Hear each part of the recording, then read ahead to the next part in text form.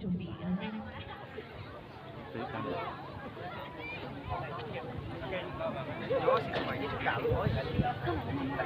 trên này chứng thấp lại đó.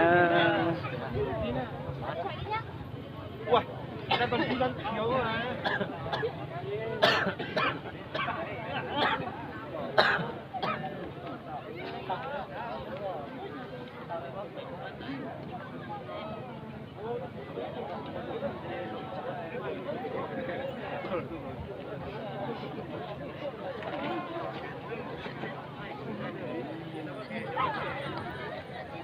Rất là cảm ơn vì hôm nay là có sự ủng hộ của rất nhiều tất cả. Họ sẽ có những cái phần thưởng riêng cho tất cả các người đẹp, mà những người nào mà chúng ta tôi đã đúng rồi.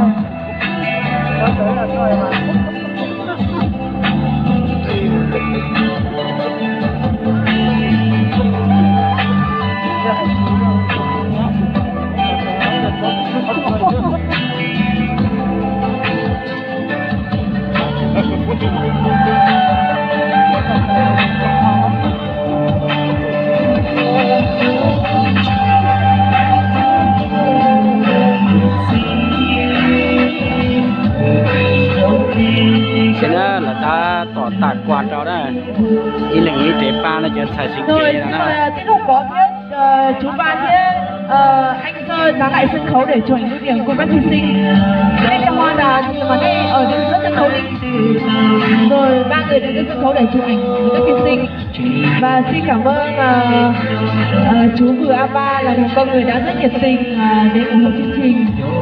Và cảm ơn sự tài trợ của anh Phó, cũng như cảm ơn ông chủ khu du lịch tỉnh Phú Lộc đã tổ chức ra cái cuộc thi này. Cho nên chúng con tiếp câu lời ở với các địa chỉ nhau hay nhau. Rồi xin cảm ơn.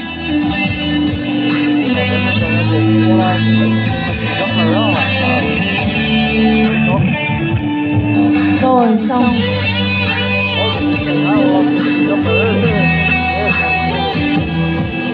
Rồi các thí sinh chúng ta nắm lại sân khấu để chúng ta nghe quyết định về các cái giải thưởng.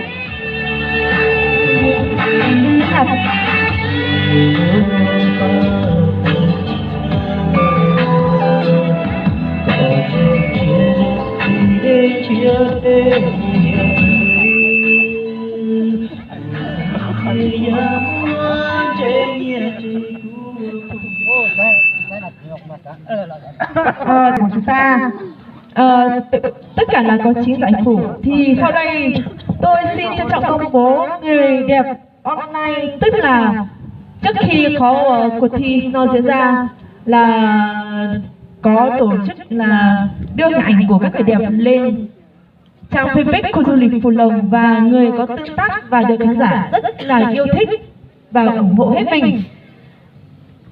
Đó chính là một cô bé đến từ Sa Dung. Xin chúc mừng em đã trở thành người đẹp online của fanpage khu du lịch đỉnh núi Phú Lộc. Xin mời em bước lên phía trước 2 bước để nhận một món quà của ban tổ chức. Và xin trân trọng kính mời ông Liazer, chủ tịch đỉnh núi Phú Lộc đến trao quà. Từ nãy anh sẽ có một xây dựng nè, một xây dựng tôi dạy nhớ rồi nè, để tôi thi đấu để một lần nữa xin chúc mừng em và xin cảm ơn gia đình đã dạy nhớ rồi nè ở chương trình và đã để các em đi thi rất là xứng đáng, và em có sự ủng hộ của bạn bè rất là nhiều.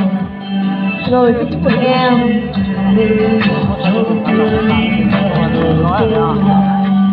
Rồi xin mời em trở về vị trí cũ.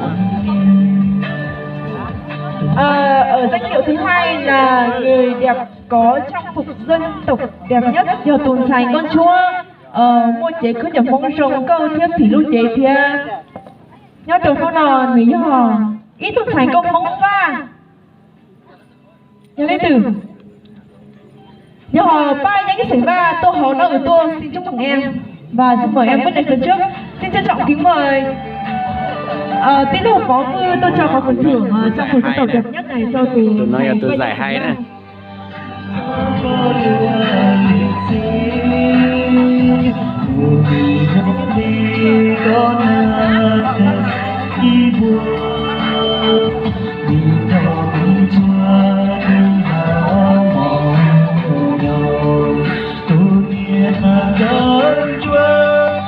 Anh từ cho cậu bây giờ nhỏ, cho cậu bây giờ nhỏ. Chuồn thì phải nói nhỏ ít kho. Mù tàu dùng trong chương trình dạ hội nhỏ lên từ nên một nơi thì kho. Người đẹp dạ hội. Xin chúc mừng ý thủ công mong tỉnh Sông hiện tại đang học ở trung học phổ thông Thanh Trăng. Xin chúc mừng Chi Sỉnh Châu Tô Hồng Kèo Lô Tua, người có bộ trang phục dạ hội đẹp nhất. Xin em tiến lên mua 2 bước để chúng ta nhận cái phần thưởng. Ý lúc số một tê à. Và một lần Tụi nó mới xong rồi nữa đó, tao giải mà đấy. Chẳng có cái thế này. xin trân trọng kính mời Sùng Thị Phua là ban giám khảo lên trao giải.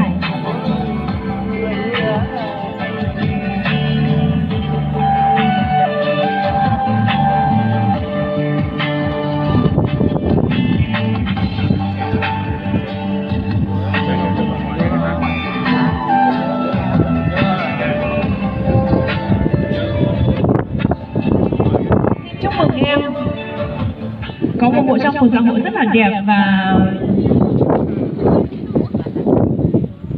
ở danh hiệu thứ 4 này là người đẹp có phần thi năng khiếu ấn tượng nhất. Chắc ở đây ai cũng biết rồi. Xin chúc mừng Mảy Tho có phần thi năng khiếu ấn tượng nhất. Hãy cứ Chúc chia. mừng em. Tụi nó là hai cái chia này, tụi nó có mãi sạch to đó này.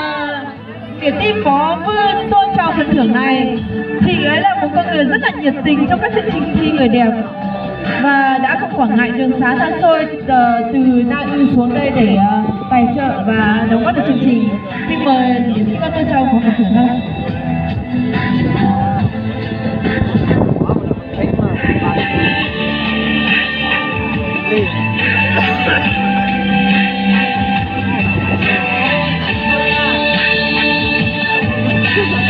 Bây giờ thầy cũng điểm nói về rất là cứ chia về chúng ta đi từ nữa rồi sáng kiểu cứ chia về một hôm đông máy đấy nào nào.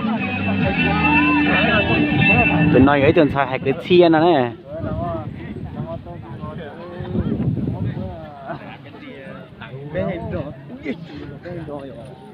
Rồi một lần nữa xin chúc mừng Mảy Tho và cùng dĩ nó cô họ tiền ít kho danh hiệu lon tới cô họ tiền đợt suốt chi. Mảy Tho là người đẹp được ký danh hiệu năng khiếu ấn tượng nhất. Tiếp theo là một danh hiệu năng khiếu xuất sắc nhất.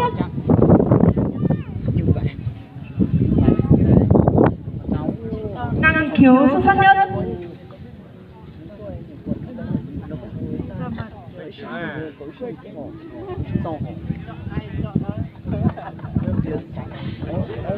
Thực sự là một lần nữa lại xin chúc mừng người đẹp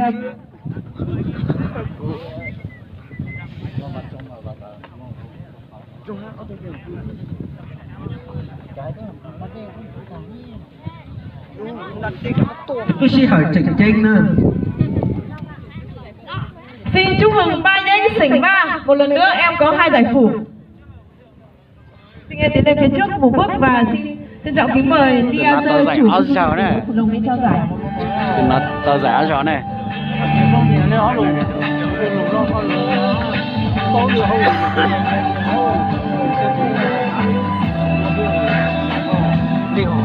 Rồi xin chúc mừng em, hôm nay là em có những hai giải phủ liền. Đó là phần bì nè. Rất là xứng đáng. Múa rất là đẹp, rất là dứt khoát và còn có sự đầu tư rất lớn.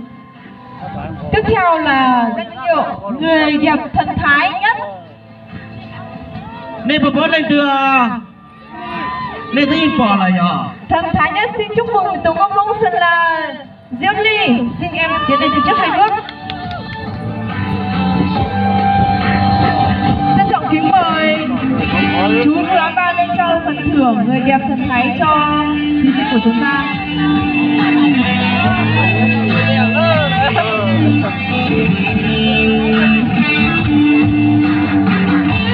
Xin chúc mừng Diễm Ly rất có triển vọng làm người mẫu tương lai. Xin chúc mừng Diễm Ly với những quyết định các bước rất là thần thái và dứt khoát. Rồi một lần nữa xin chúc mừng em rất là xứng đáng. Tiếp theo là một ý giải phụ, người có gương mặt đẹp truyền cảm. Tụi thầy tâu lúc mình còn hỏi tiền lúc chơi mua thì gì thu lúc chế cho dùng cầu thì nên một bao nhiêu lên từ còn gì lúc mà lên từ còn gì lúc rồi.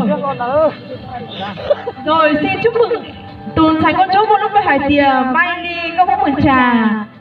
Xin chúc mừng em, xin em tiến lên cùng một bước để nhận phần thưởng của ban tổ chức. Và một lần nữa trân trọng mời các điểm có được trong siêu này cho tôi là cô luôn phải là trò và mấy tuần còn chưa một người đẹp có một gương mặt rất là truyền cảm.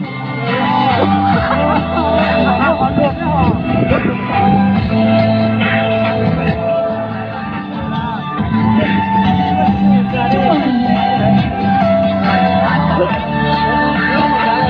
và cảm ơn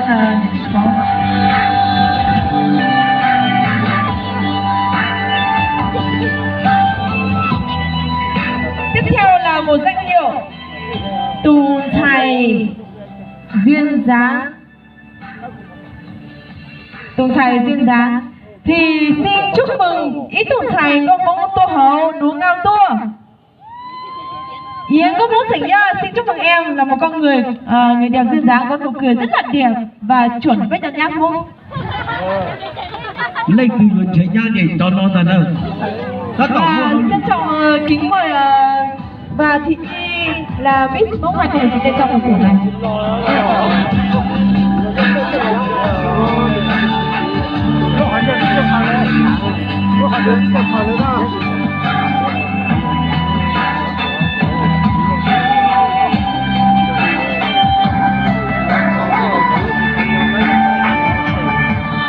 Tụi muốn đã phải một trâu dạy rồi nè, sẽ xí cho đi chán nè. Xin chúc mừng cho nó bao giờ cho lấy thật sấy của nhá nữa, nó chia thiên, giấy là kha thiên, lụa làm gì luôn thiên. Đưa hai tiền tông vào đầu thế nào? nên một nó đưa hai đứa cho tiền được chỉ tao một tổ lũ rồi nè, lần trống một chung cho chỉ tao một tổ lũ. Rồi thật đây chúc mừng tiền cho tất cả các người đẹp của chúng ta rất là xứng đáng.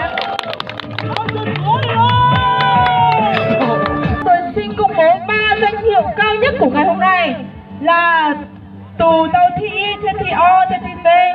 Giờ đi tới nơi thì thằng non này hết con nhốt thành đi từ b. Nhưng hai xã hai tia nhốt thành đi để chê nhưng tia là trong đi xếp xã kia là mua điều kiện kinh tế nó chê. Đây có thể nhất là cho nhất. Đó chỉ mà hai nhìn chuyện gì là nên một bao lên từ cuộc thi nào cũng sẽ có người thắng và người thua. Mặc dù là có thể là có những bạn không có giải hay là có các bạn chưa đạt được mục tiêu của hôm nay. Thế nên sắp chỉ nữa, nên sắp chỉ dù sao mình cũng thắng bản thân mình rồi. Bây giờ thì dù chiến thắng bản thân mình cũng có can đảm để đứng lên sân khấu này. Nếu mà mình không thắng bản thân mình là mình không bao giờ đứng lên sân khấu này. Nên là mình đã là một con người giỏi rồi. Đã chỉ mà cuộc thi nào cũng sẽ có người có giải nhất, nhì, ba. Nên là các em mà không được cái mục tiêu của mình hôm nay thì mình cũng phải rất là vui là mình đã hết sức là giỏi. Một lần nữa xin chúc mừng top 3 của chúng ta. Top 3 của chúng ta nằm trong top 3 tù thi để đón đến sáng nay thì xin chúc mừng tù thầy con mong sảnh trên thôn tổ chùa tốt. Xin em tiến lên về phía trước 3 bước rất là xứng đáng.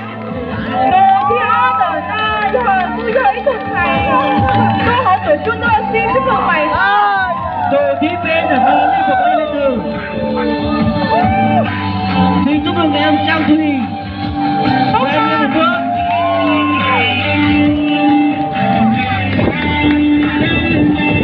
Cảm ơn số xin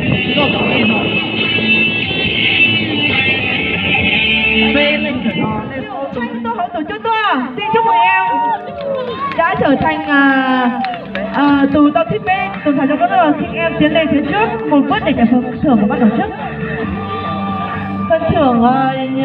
phần thưởng ban tổ chức là một bó hoa và một phong bì trị giá 600.000 đồng. Chúc mừng em. Họ chơi từ Tháo chơi ban từ giám khảo. tháo chơi từ biết được ban giám khảo. Dùng thị thua tôi họ tổ chua tôi trong phần thưởng đâu. Biết được thầy đúng không? Chúc mừng em.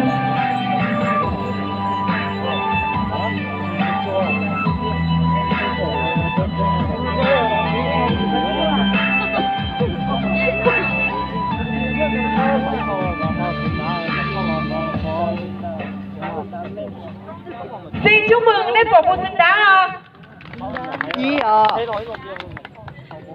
Chó tùng ơi, ít tùng mà tao thị ơi. Chó tùng không câu là tên Thanh thầu không? tổ thi ong trả chỉ no Hai từ thị ó này nên bố được thị ý từ hai từ thị ý nên bố được thị ó từ về chỉ hải à. Chó tù nữa à. Về đấy mà hai hầu ấy, nó thì thị nhiều thứ ó này nó nhiều mà. Bên là hải ấy. Họ nói đấy hai hầu ấy. giờ đấy chỉ hải mà bây giờ tao hải giờ thì trình thơ mà ý chỉ tranh đó trình thơ là mà tí chỉ tranh đây giờ ta tổng chỉ tranh mà tí liệu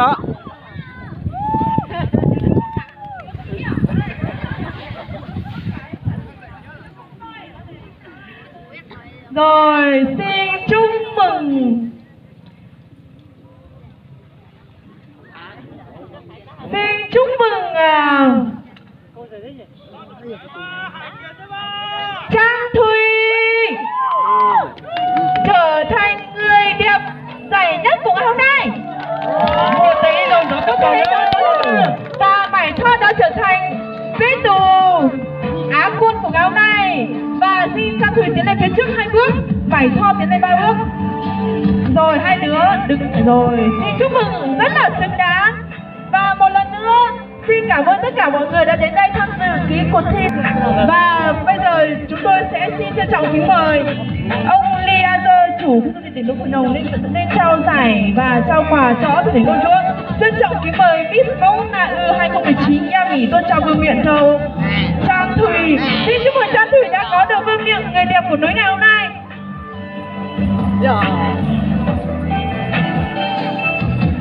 Giải nhất là 2 bó hoa của ban tổ chức cùng một phong bì trị giá 1 triệu đồng và một chiếc bông điện trị giá 700.000 đồng. Xin chúc mừng Trang Thùy đã trở thành người đẹp của ngày hôm nay. Và mong rằng sau những cái cuộc thi như thế này, chúng ta hãy để phổ biến thật là rộng để lan tỏa cái sắc đẹp của bên mẫu đầu trong cuộc thủ thi. Và rất chia sẻ tiền hàng năm. Bây giờ để gì cái nên chào đầu là cổ tiền khi chào công hồ nó có đối với dân thầy trong cô nó tôi sảnh nhất là nó phải chụp hay say. Xin trân trọng kính mời. Xin chúc mừng Trang Thùy đã đạt được cái chiếc vương miện của ngày hôm nay. Là một chiếc vương miện có màu xanh dương, tượng trưng cho màu của núi của biển.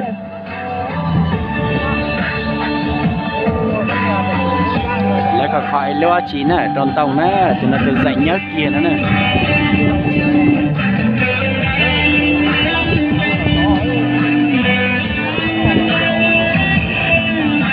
Lên bỏ của xứng đáng à? Quá xứng đáng. Có đến đây kia rồi, số 1 nó là bằng thế à?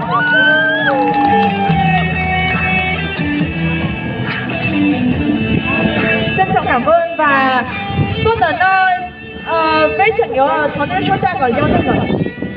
Chị ta lên đó tư hai tiếng một sự ủng hộ của rất nhiều các cá nhân tập thể tổ chức lớn nhỏ tới tụt đến chỉ tôi là lớn của ba thơ phê là chỉ tôi cả lớn của ba thơ phê bằng cách là hình thức là chuyển có những người ta đã chuyển khoản, người ta chỉ mong muốn là bác có ghế đi lại rồi trở thành con chúa họ cho tôi có thể do xử lý có nào mua ít đủ tin đâu cô giờ chủ của khu du lịch sinh thái Hồ Nông U cô giờ tôi mới họ khẩu vì nó mới trở thành con chúa sẽ trân trọng kính mời anh xuống lên và anh sẽ tuyên bố người đẹp mà anh sẽ trao một cái phần thưởng đại diện cho khu du lịch Hồ Nông U trong ngày hôm nay. Trân trọng kính mời anh. Tao thì tao nhỏ tí là số chính là để tụ mùa công yếu là sấy tụ mùa nuôi nhẹ cho lật cho cậu chí linh thành con chúa này nè ấy sẽ nuôi nhẹ cho lên từ để nuôi mất lên từ nhớ trong nhỏ nhớ trong cho ít chồng nhiệt gì với tí linh trà sẽ còn quân biết nó thó hãy là đồ của cho tụi tí lòng chờ sảnh lì ôn được chế để mua lối chữ gì thì lúc bánh sử mua tàu ít hồ chờ nhiều chi trong sắp lờ ly nhấp đầu lúc trong xía nó rồi ít trong điện gì cứ tin anh trà sẽ đợi tuân gì có tàu cho kế nhốt chiếc kia nhà liền nói lúc nào tôi cùng cho kế lọ chè khai trương khu du lịch sinh thái đỉnh núi Phù Lồng của tôi khanh đại diện khu du lịch sinh thái Hồ Nông U khu giống như trong lờ kia mua ít lò lù trong chia đầu bé cậu bé từ thái trong cao tôi cùng kế lọ chè lúc nó chị ta liền nói đại diện khu du lịch sinh thái Hồ Nông U cũng mỗi khâu phần thưởng hay tiền giải người đẹp ấn tượng rồi ít tuần thái trong cao nhắc ra lúc sản thiên cho nó do lên nói ta chỉ nó cùi yoán mua lúc mình mỏ tuần thái trong cao người đẹp ấn tượng rồi tuần thái trong cao nhắc ra lúc rồi nó từ tua thành sảnh va do lên nói có con lọt tài bé đi khổng lý. Xin chúc mừng em. Xin chúc mừng Mai thành công sảnh ra ở sảnh va nó thì nó từ tua chỉ nó mua tổ lô thiên xe event cho chụp lâu do hai tiếng đi xã tô cho nóng mi nhỏ xíu cho trong câu chuyện về tụi nó xin ơi. Chặt cái đó cho mà hành đi đó. Và chị ta lên đá lò họ cho ít trồng nhiệt gì cái tin anh cha không như sợ đờ họ cho lúc trước bây giờ là phải tiền nhá nào chia bé khu du lịch sinh thái Hồ Nông U là dùng hai tiền thì mà ra dù mua lúc trước bây giờ dù bé nu xía xía bé xía lâu dù lên đó họ có ít trồng nhiệt gì cái tin anh cha sợ đờ họ tôi còn bé kia có chào. một lần nữa xin trân trọng cảm ơn khu du lịch sinh thái Hồ Nông U và rất là cảm ơn những tấm lòng của tất cả các quý vị. Và một lần nữa xin chúc mừng tất cả 15 em, tất cả các em rất xứng đáng. Và nó nhận được gì cái tên chào ôn cho nên nó sẽ hỏi ôn đến tô cổng thì cho hai tên từ sáng thay đổi nó sẽ hỏi non nên thảo nhận nó sản thiên là thay đổi bây giờ nên giống cơ.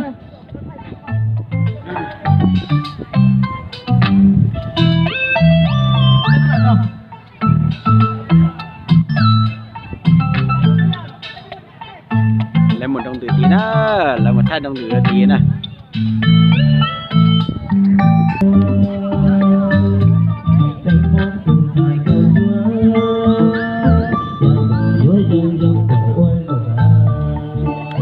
Thay đi nào xem đó, giờ là một chế nè. Cô lì để thia, giờ tròn tu thế chị là một chế nè. Cho nên lọt đồng tử nè, là tết cho giải tà nè.